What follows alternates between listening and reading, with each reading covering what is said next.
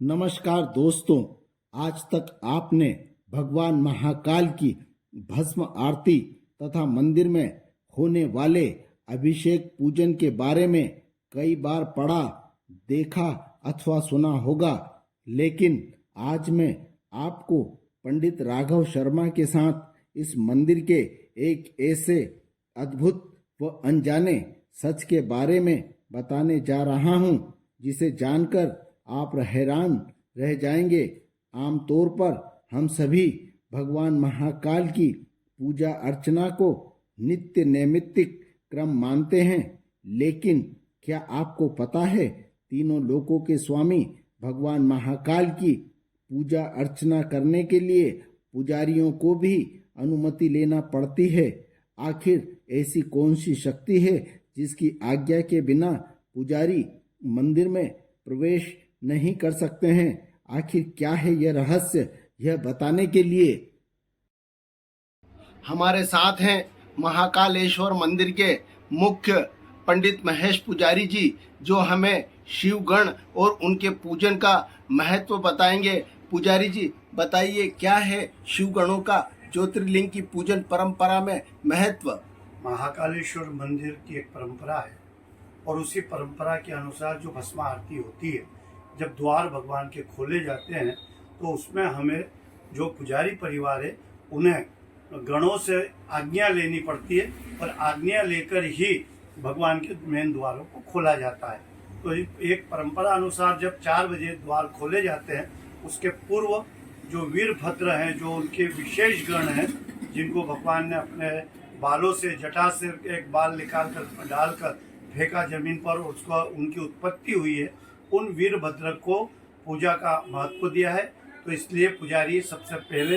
उन्हीं को जल चढ़ाते हैं, पूजा करते हैं और उनसे आज्ञा लेते हैं कि हम भगवान महाकालेश्वर राजाधिराज के द्वार खोलना चाहते हैं, आप आज्ञा दीजिए। तो उनकी आज्ञा लेकर फिर हम पुजारी अपना उस आगे बढ़ता है और आगे जाके फिर जो मेन डोली होती है, जो घर की डोली होती है, ऐसे भगवान की मेन डोली होती है, उस पर जाकर उसका सफाई करते हैं, धुलाई करते हैं और द्वार का धोते हैं। उसके ऊपर गणेश जी प्रतिमा होती है, उस पर जल चढ़ाते हैं और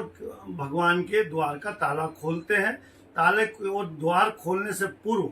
भगवान को एक घंटी बाहर जो लगी होती है वो घंटी बजाई जाती है और महाकाल से भी आज्ञा ली जाती है कि हम द्वार खोलकर गर्भगृह में प्रवेश कर रहे हैं, प्रभु हमें आज्ञा दीजिए। ये आज्ञाओं लेकर जब हम अंदर जाते हैं, पुजारी वर्ग अंदर जाता है और बीच में मानभद्र आ जाते हैं, जो शिव के वो भी गण हैं। तो फिर मानभद्र की पूजा होके मानभद्र से भी आज्ञा ली जाती है और उसके पश्चात सीधा भगवान का जो मेन द्वार होता है, जिसे गर्भगृह का द्वार बोला जाता है, गर्भगृह द्वार को सफाई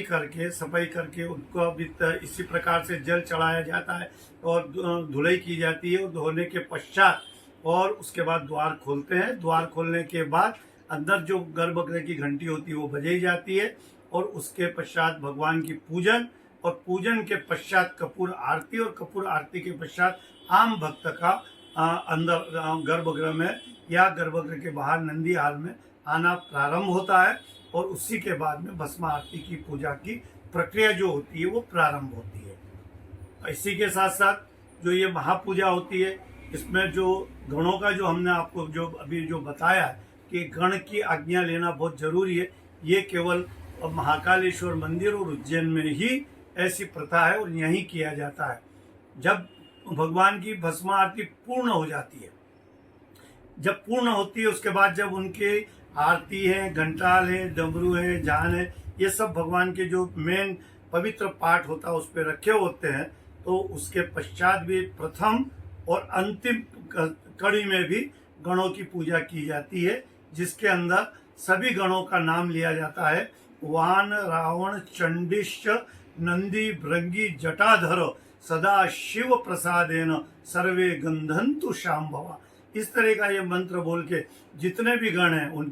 उन सब की पूजा की जाती है। पूजा करके पुष्प चढ़ाए जाते हैं और उसके पश्चात भगवान महाकाल को स्पर्श करके प्रातः काली शिवम दृष्टवा निशिम पापो विनश्यति आजन्म कृतमाध्यान्नि सायान्नि सप्तजन्मनि मेरुकांचन तत्वानां गवां कोटिशतिरपि पंचकोटि तुरंगानाम तत्फलम शिव दर्शनम। इस गणों की पूजा के बाद फिर भगवान शिव के दर्शन का पुनः हम प्रार्थना करते हैं और प्रार्थना करके यहाँ जो भस्म आरती का जो क्रम है वो समाप्त होता है, समापन होता है और गणों से पुनः आज्ञा ले ली जाती है कि आज के क्रम में जो हमसे कोई त्रुटि रह गई हो तो मंत्रहीनम क्रियाहीनम भक्तिहीनम सुरेश्वर यत पूजितम मया देवो परिपूर्णो। आज जो हमने सेवा की है उसको आप है तो स्वीकार करें, यदि त्रुटि हुई हो तो क्षमा करें और महाकाल भगवान से भी यही प्रार्थना करते हैं कि भगवान